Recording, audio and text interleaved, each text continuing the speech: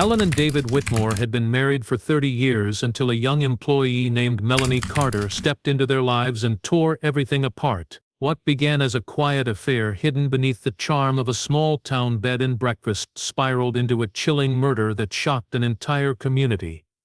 But the real question isn't just who killed Melanie, it's how Helen planned it all without anyone ever suspecting, and what drove a devoted wife to become a cold-blooded killer. This is the story of a perfect marriage, a deadly secret, and the night everything unraveled. For 30 years, Helen and David Whitmore had lived what many in the quiet town of Brookdale would describe as a storybook marriage. Their home, a charming colonial-style house turned bed and breakfast, sat on the edge of a pine-draped hill overlooking Lake Dovewood. Guests returned year after year, not just for the cozy rooms or the homemade scones, but for the warmth that seemed to radiate from the couple who ran it. They were the image of togetherness, hosting wine nights, organizing charity events, exchanging anniversary gifts, wrapped in ribbons and soft glances. It was the kind of love people envied, or thought they did. Behind the soft glow of porch lights and perfectly made beds, small things had begun to shift, so gradually, no one, not even Helen, noticed them at first. David no longer brought her morning coffee with 2 sugar. He stopped reading aloud from his gardening magazines, something he'd done every Sunday without fail. He'd become quiet during dinner, his mind often drifting elsewhere, spoon paused halfway to his mouth. When she asked what he was thinking about, his responses were clipped. Nothing, or just tired. Helen tried to brush it off. After all, 30 years was a long time. People changed. Maybe he was stressed. Maybe the late-night bookkeeping was wearing on him. Still, something in her gut felt wrong.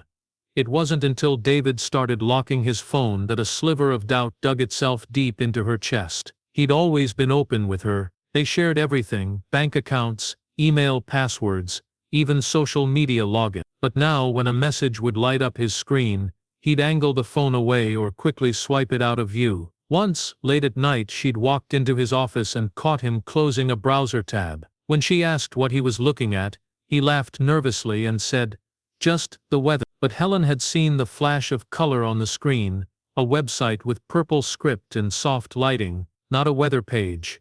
Something else. She told herself not to jump to conclusions. That's what people in strong marriages did. They trust. She put on her best smile every morning, and folded the linens and greeted guests with a cheerful tone, all while feeling an unfamiliar chill crawling beneath her skin. Then came the odd receipts: a boutique restaurant in the next town over, 2 glasses of wine, a gift shop purchase for a silk scarf bright red. Nothing she'd ever wear. When she asked David about it, he claimed it was for a guest. A generous gesture, he said, for a woman whose luggage had been lost. Helen nodded and said nothing, but that night she dug through the trash. She found the gift wrap torn in a rush. She never found a note. Guests began noticing too, though they'd never say it aloud. Some whispered to each other at breakfast about how David now handled most of the reservations alone. Others raised eyebrows at the way Helen often wandered into the garden and sat staring at the treadline, long after sunset. The atmosphere was no longer what it once was. There was a new tension in the air, faint but constant, like a piano string pulled too tight. One evening, Helen found herself standing at the upstairs window, watching David from above. He was outside, talking on the phone near the shed, pacing slowly. She couldn't hear the words, but his posture was unmistakable, head bowed, hand gripping the back of his neck, voice low and urgent. When he finally hung up, he stood there in silence, looking out into the woods for a long time before going back inside. That night, Helen didn't sleep. Something was unraveling, quietly, invisibly. But she could feel the world she'd built, the marriage she'd believed in, was shifting beneath her feet. And deep down, in a part of her mind she hadn't yet dared to explore, a question had started to form, dark and heavy. Who was her husband when she wasn't looking? And what else had she? It would take only a few weeks to learn the truth, but by then it would already be too late. Melanie Carter arrived at the Whitmore bed and breakfast on a rainy afternoon in early March. She was young, late 20s, with dark auburn hair, green eyes and a quiet, careful way of speaking. She'd answered an online ad for a part-time housekeeper and receptionist, claiming she'd recently moved from Boston after a rough breakup and needed a fresh start. Helen remembered thinking the girl looked too delicate for physical work, but David had insisted they give her a chance. "She seems eager," he'd said, "and we could use the help with spring coming." From the very beginning, Helen noticed how quickly Melanie settled in. Within a week, she was managing the booking calendar, folding laundry with military precision, and charming the guests with soft-spoken compliments and warm smiles. David praised her often, her organization skills, her attention to detail, the way she remembered which guests liked chamomile tea, and which preferred peppermint. Helen smiled through it all, but deep down, something began to gnaw at her. David had always been reserved around the staff, polite, professional, never personal. But with Melanie there was a softness she hadn't seen in years, a casual familiarity in the way he addressed her, a glint of something unspoken in the way he looked at her when he thought no one else was watching. Once Helen walked into the kitchen to find David laughing, really laughing, as Melanie showed him something on her phone. He didn't notice Helen until she spoke, and when he did, the laughter stopped too quickly. Helen started to take mental notes. Melanie's hours kept stretching later into the evening. She'd volunteer to stay and help David close up, claiming she didn't have much to do at home. Helen never heard Melanie talk about friends, family, or plans. She simply existed there, in their home, floating between rooms like a ghost in a borrowed life. More and more Helen found herself alone during evening shifts while David and Melanie stayed behind to finish some inventory or double-check the week's invoices. Then came the first sign she couldn't ignore. It was a small silver earring, shaped like a crescent moon, lying on the floor beside the upstairs guest suite. Helen bent to pick it up, confused. She hadn't seen it before, and no guests had stayed in that room for 3 nights. She turned it over in her hand, trying to remember if it belonged to any regulars. It didn't, but she had seen something similar on Melanie. She wore mismatched earrings often, claiming it was her style. Helen held onto it, unsure what to do. When she later asked if anyone had lost an earring, Melanie casually said no and went back to folding towels. The doubts in Helen's mind hardened into something colder. She started watching the security cameras more often, replaying footage when she couldn't sleep. She noticed David lingering near Melanie in the dining area, the two of them sitting too close during coffee breaks, heads nearly touching as they leaned over the reservation book. It was all subtle, never enough to call out, but it built moment by moment like drops filling a bucket. One afternoon, Helen returned early from a supply run, and caught a glimpse through the laundry room window. Melanie was laughing again, her hand brushing against David's arm. He didn't pull away, instead he stepped close. Helen stood frozen on the gravel path, her hands clenched around the paper bag of soap and linen spray. She backed away quietly, heart pounding. Still she said nothing. Confrontation wasn't her nature. She wanted to believe there was still a reasonable explanation, that maybe she was overreacting, that David wouldn't betray 3 decades of marriage for someone he barely knew. But then she found the red scarf. It was draped over the back of a chair in the sunroom, a bold silk scarf, bright as blood, one Helen had never seen before. Melanie was wearing a different one that morning, but Helen remembered the pattern. She remembered the gift receipt she'd once found in the trash, the one David claimed was for a guest. She stared at it for a long time, something deep within her cracking open like ice under pressure. The truth wasn't just circling her anymore, it was creeping in through the walls. She didn't know it yet, but everything was already set in motion. Choices had been made, lines had been crossed, and soon, the peaceful, picturesque bed and breakfast in Brookdale would become the scene of something unthinkable. Helen had always believed she was strong enough to handle anything quietly. That was how she was raised, dignity first, emotion second. But silence was starting to feel like a cage. Every day, she played the part of the perfect wife, smiling at guests, arranging fresh-cut flowers in the foyer, baking blueberry muffins from scratch, all while Melanie flitted around her home like she belonged there, and David, her husband of 30 years, barely seemed to notice her anymore. The warmth in his eyes had gone somewhere else. Helen wasn't just suspicious now. She was certain, but certainty wasn't enough. Not to act, not yet.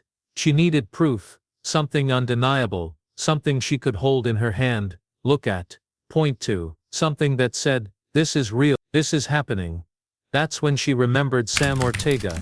Sam had been a detective in the Brookdale Police Department, until a back injury forced him into early retirement. Now he worked as a private investigator, mostly handling background checks, insurance fraud, and the occasional cheating spouse. Helen had met him once years ago at a town fundraiser. She remembered his calm voice and quiet eyes, the kind of man who watched everything, and said little. She called him from the landline after David left to run errands in town. Her voice was steady, but her hands trembled as she gave the details.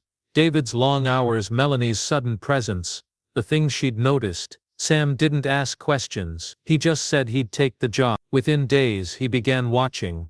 Helen never asked how he did it. She didn't want to know where he placed the cameras or how he managed to follow David without being noticed. All she knew was that, every few nights, Sam would call with a quiet update. At first there was nothing major, just overlapping schedules, and a few too friendly conversations in parking lots. But then the tone of his voice changed. He asked her to meet in person. They sat in his car, parked just beyond the edge of the Whitmore property where the trees grew thick, and the road narrowed into gravel. Sam didn't speak for the first few minutes. He handed Helen a manila folder. She hesitated before opening. Inside were photographs, blurry, grainy, taken from a distance, but unmistakable. One showed David and Melanie behind the barn, standing close, her hand resting lightly on his chest. Another showed them walking together after closing hours, Melanie's head tilted toward him, their shadows touching. But it was the third photo that made Helen's breath stop. They were kissing. It wasn't just a brush of lips, it was long, lingering, private, the kind of kiss Helen hadn't received in years. She said nothing. Her hand gripped the folder tightly, fingers pressing into the cardboard. Sam waited, giving her time. When she finally looked at him, her face was unreadable. He asked if she wanted him to confront Dave, to tell him what he'd found. Helen shook her head. No, she said. Not yet. But something inside her was changing slowly, dangerously. She no longer wanted answers. She wanted control. For the first time, the pain inside her wasn't just heartbreak. It was heat. It was weight. It was something ancient and sharp. Sam watched her closely. Maybe he sensed it. Maybe not. Helen returned home that night, and found David in the living room, sipping wine, the television playing softly in the background. He smiled at her like everything was fine, like he hadn't destroyed something sacred. She nodded back and sat across from him, her expression calm, unreadable. But in her mind, the world had shifted. The truth wasn't hidden anymore. It had a face, a body, a name. Melanie Carter. And Helen knew, without a doubt, that she could never share her life with a lie. Not anymore. Something had broken inside Helen after seeing those photographs. Not loudly, not all at once, but like a crack in glass that spread silently with every hour that passed. She didn't cry. She didn't scream. Instead she watched, studied, became quiet in a different way, not out of politeness, but calculation. People didn't notice the difference. They mistook her stillness for sadness, but something darker had settled inside her. She stopped wearing her wedding ring 2 days after receiving the file from Sam Ortega. She didn't announce it or make a show of removing it. She simply left it on her vanity, beside a jar of hand cream. David didn't mention it, and that told her more than any confession ever could. In the days that followed, Helen began retreating from the life she had spent decades building. No more Sunday brunches with guests. No more helping David plan the monthly wine tasting. She excused herself from the dinner shifts, and started spending her evenings in the guest room, reading, she claimed. But she wasn't reading. She was watching. She memorized Melanie's routine. The way she arrived every morning at 7:45 sharp, hair tied in a bun, always with a coffee cup that never bore the same logo twice. Sometimes she brought pastries, sometimes she brought nothing. On Fridays she wore perfume, floral, faint, but noticeable. Helen knew, because it lingered on the staircase railing. And David, he was different now too, older. He no longer made excuses for his absences. He didn't even try to cover his trail. He would disappear into the linen closet with Melanie for just a few minutes at a time, but when he returned, his shirt was always a little wrinkled. Once Helen found lipstick on the rim of a glass in the kitchen. Not hers, not a guest. It was the same muted coral shade Melanie wore on special days. Helen didn't ask questions. She just began writing things down.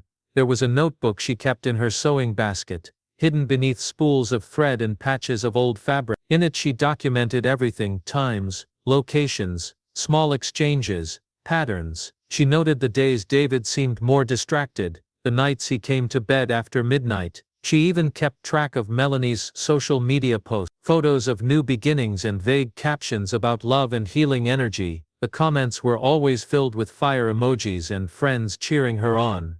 But what none of those followers knew was that Melanie had inserted herself into someone else's life, into someone else's home. Helen began taking walks after dark, not far, just down to the edge of the woods behind the property. Sometimes she brought a flashlight, sometimes she didn't. She liked the cold, the silence. She liked knowing she was alone in the dark while everyone else slept peacefully, and it made her feel invisible, and she found power in that invisibility. One night, she stood in the shadows and watched through the windows of the B&B. Melanie and David were laughing in the kitchen, sharing a bottle of wine. Helen could see the curve of Melanie's neck, the way she tilted her head when she smiled. David leaned in close to pour another glass. His hand brushed hers. Helen didn't flinch. She didn't move. The next morning, she started clearing out the storage shed behind the greenhouse. It had been years since anyone had used it, but she cleaned it with meticulous care, sweeping, scrubbing, removing cobwebs. She reorganized the tools,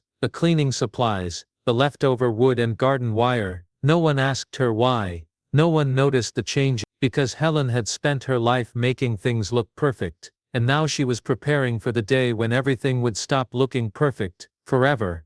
The lie came wrapped in red wine and charm, just like so many of David's others. It was a Thursday afternoon when he told Helen about a last-minute wine tasting event in New York, hosted by a vineyard he used to talk about years ago, but hadn't mentioned in ages. He said it was a rare invite, a networking opportunity, one he simply couldn't pass up. His tone was easy, practical. He didn't meet her eyes as he packed. Helen didn't question him. She stood in the doorway of their bedroom, watching him fold collared shirts into a small overnight bag. He hummed a tune under his breath. The sound turned her stomach. She waited until he left the next morning before retrieving the address Sam Ortega had given her 2 weeks earlier. A small lakefront cabin just 2 hours away, secluded and quiet, nothing like a bustling vineyard. Sam had been tracking David's movements, and it wasn't the first time he'd gone there, but this weekend was different. Melanie was going too. Helen didn't tell Sam what she planned to do. She packed quickly: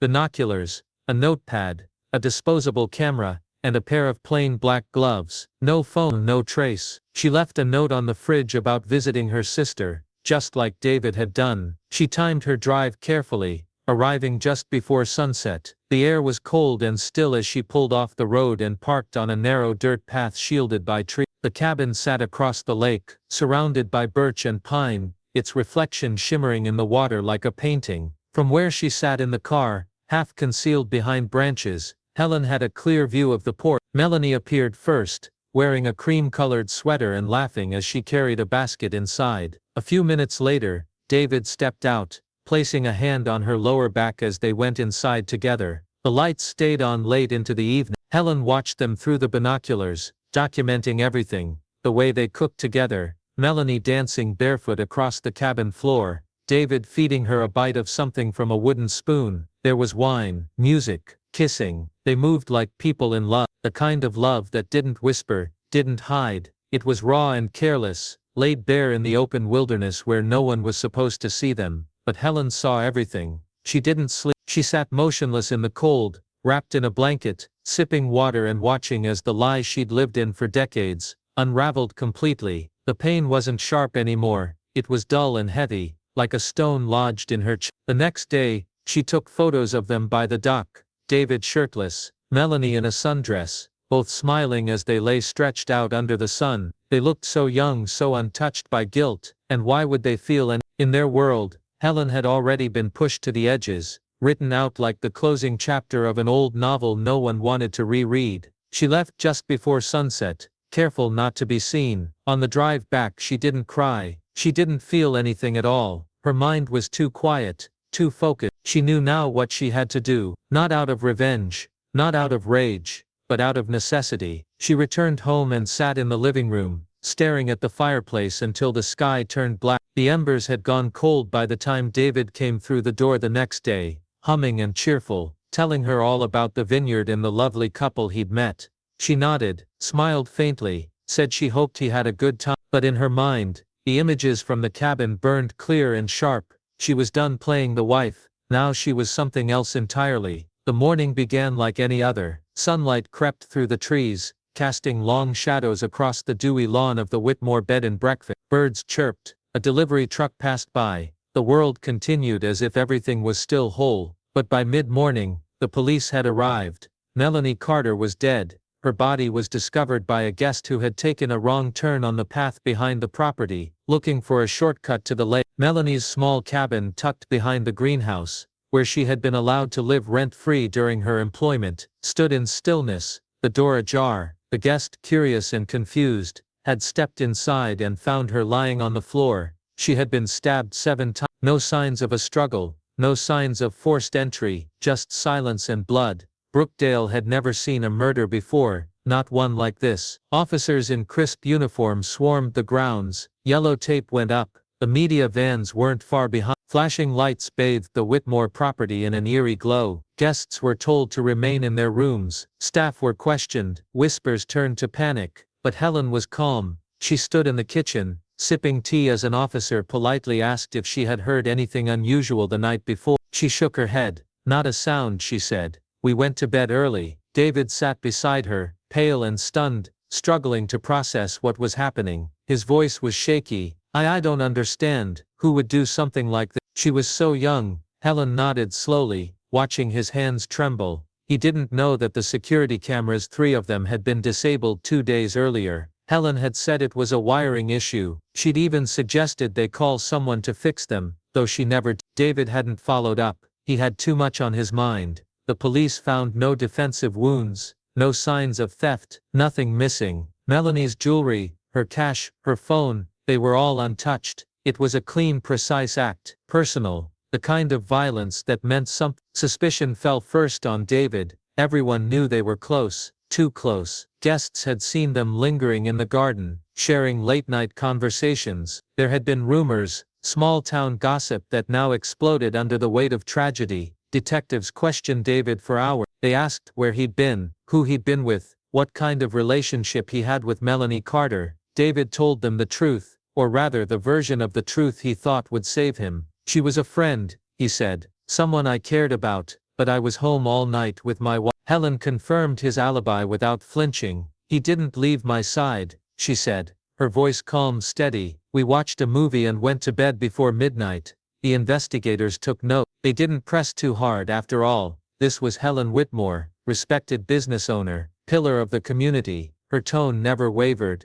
Her eyes never drifted. If she felt grief, she didn't show it. If she felt relief, no one noticed. But behind the greenhouse, in a corner of the shed she had spent weeks preparing, her secrets were hidden. Gloves, bleach wipes, a disposable coverall folded neatly beneath a wooden crate, and the knife cleaned, wrapped in plastic, sealed inside an old metal toolbox under the floorboard. No one had thought to search there, not yet. Helen resumed her duties the next morning as if nothing had changed. She served breakfast, refilled coffee pots, and offered condolences to guests who were now desperate to leave early. David wandered through the house like a ghost, hollowed and confused. He didn't know the full weight of what had happened, not yet, but soon, he would begin to feel it, in the glances from neighbors, in the questions that returned, in the silence that Helen offered him now, colder than it had ever been. The perfect life they had once built was gone, and the blood on the floor was only the beginning. Police presence dwindled after a few days. With no murder weapon, no forced entry, and an airtight alibi from David Whitmore, the investigation stalled. Melanie's death was tragic, brutal, and in the words of detectives, baffling. Her family arrived from out of state to collect her belongings. The small memorial in town was quiet, filled with uncomfortable silence. People whispered condolences with one eye on Helen and the other on David. Nothing was said aloud, but suspicion hung in the air like smoke. David withdrew from everything. He stopped hosting breakfast, stopped answering calls, stopped pretending. He was grieving, but not just Melanie. Something in him seemed to wither in Helen's presence. She barely spoke to him now, her face a porcelain mask of composure. She moved through the house with grace, offering tea to guests and folding laundry as if nothing had changed. Her detachment was unnerving. Guests noticed, staff noticed, but no one dared speak about it. Then came the mistake. Sam Ortega hadn't stopped watching. After delivering the photographs to Helen weeks earlier, he had backed away from the case assuming his job was done. But when Melanie turned up dead, something didn't sit right. He told himself he just wanted closure, but in truth, he was unsettled. There had been something in Helen's eyes during their last meeting, something he hadn't named at the time. He went back through his files, through footage, through GPS logs and notes. It was all circumstantial, and Helen's alibi on paper was perfect. But then he had an idea. A neighbor, 3 doors down from the Whitmores, had recently installed a wildlife camera to monitor foxes in their garden. It wasn't connected to the town's system and hadn't been reviewed by police, just a personal project. Sam asked if he could take a look. The neighbor agreed, thinking it harmless. And that's when Sam saw it. Just after midnight on the night Melanie was killed, a figure appeared at the edge of the screen, tall, hooded, and moving quietly across the side yard of the Whitmore property. The resolution was low, but the shape was unmistakable. A woman, short hair, slim build, carrying something in her left hand. She walked swiftly, with purpose, toward the direction of the greenhouse and the shed. The image was enough to raise questions, but it wasn't proof. Sam didn't take it to the police, not yet. He wanted to be sure, so he went back to the property himself, under the guise of asking about a weekend stay. He greeted Helen with a smile she didn't return. She showed him around the B&B with mechanical politeness, explaining that the season was slower now, fewer guests, more availability. But Sam wasn't there for the room. He was watching her closely, noticing every detail: how she avoided eye contact, how her voice never changed pitch, how her hands didn't tremble. Before he left, he asked to see the gardens again. "Just love those greenhouse setups," he said casually. Helen led him around, pointing out seasonal herbs and flowers. She even unlocked the shed when he asked, showing him tools neatly arranged, everything in its place. Too neat, too clean. After she stepped away to take a call, Sam lingered. In a back corner, behind a row of rakes, he noticed a section of floor that sounded different when stepped on. Hollow. He didn't pry it open. He wasn't law enforcement anymore. But he took a photo of it. He had a feeling. 2 days later he tipped off the police. A forensic team returned quietly, armed with a warrant. The metal toolbox was found under the shed's false floor. Inside, a pair of latex gloves, a coverall with faint blood spatter, and a knife wiped clean, but not clean enough. Traces of Melanie's blood were recovered from the blade. A single hair matched Melanie's DNA. Helen Whitmore was arrested that evening without a word. David watched from the porch as they placed his wife in the back of a squad car. He didn't ask where she was going, because deep down he already knew. Helen Whitmore sat at the defense table, hands folded neatly in her lap, eyes fixed straight ahead. She wore a navy blue blouse and a pearl necklace she hadn't touched in years, one David had given her on their 20th anniversary. The same necklace she had once said made her feel safe. Now it hung around her neck like a quiet reminder of everything lost. The trial began with routine formality, opening statements, a summary of evidence, lists of witnesses, but everyone in Brookdale already knew what was coming. The forensic evidence had been damning: blood traces, fibers, the knife, and yet what gripped the town wasn't just the proof, it was the question no one could answer. Why had she done it? Why not leave? Why not confront her husband? Why murder the girl? That answer came, not in the form of a speech, but through slow, deliberate testimony. Helen didn't deny what she had done. When she took the stand, her voice never shook, her expression never changed. She explained everything in simple, measured words: how she had discovered the affair, how she had followed David, how she had watched them at the lake house, and finally, how she had entered Melanie's cabin on that quiet night, knife in hand, knowing exactly what she had come to do. It wasn't rage, she said. Not in the way people imagined. It wasn't a sudden snap or a fit of jealousy.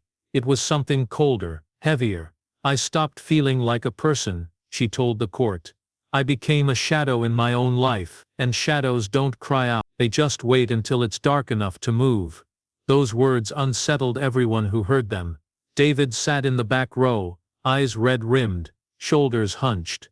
He never spoke publicly, never gave interviews. At first he had protested her arrest, claimed it was a mistake, a misunderstanding, but as the details emerged, the evidence piled up, and the truth became undeniable, his defense collapsed into silence. He never visited her in jail, never sent letters, he simply vanished from her life, leaving behind only the weight of everything they had once shared. The jury deliberated for less than 2 hours.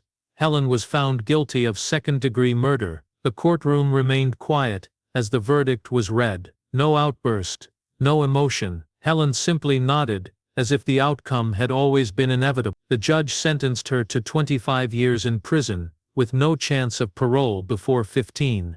When asked if she had any final words, she said only this: "She was in my house, in my marriage, in my life, and no one, not even he, tried to stop." She was escorted out of the courtroom moments later. Brookdale tried to move on, but the story lingered like smoke in the walls. The Whitmore bed and breakfast shut down. Guests stopped coming. Locals avoided the property, crossing the street rather than walk past the tall iron gate. Eventually, David sold the house and left town under a different name, reportedly moving west, though no one could say where. Some said he never recovered, others said he never cared to. Sam Ortega, the man who had uncovered it all, published a memoir about the case titled The Woman Who Waited in Silence. It became a regional bestseller. He donated half the profits to domestic abuse shelters, though he never said why. And Helen, she never appealed, she never expressed regret. She kept to herself in prison, quiet, polite, and unreadable. Other inmates called her the widow in blue because she always wore the same navy blouse on visiting days. No one came to see her, but every once in a while someone would ask her why she did, and every time she would offer the same answer, in the same soft, deliberate voice: "Because I gave him my whole life, and he gave it to someone else."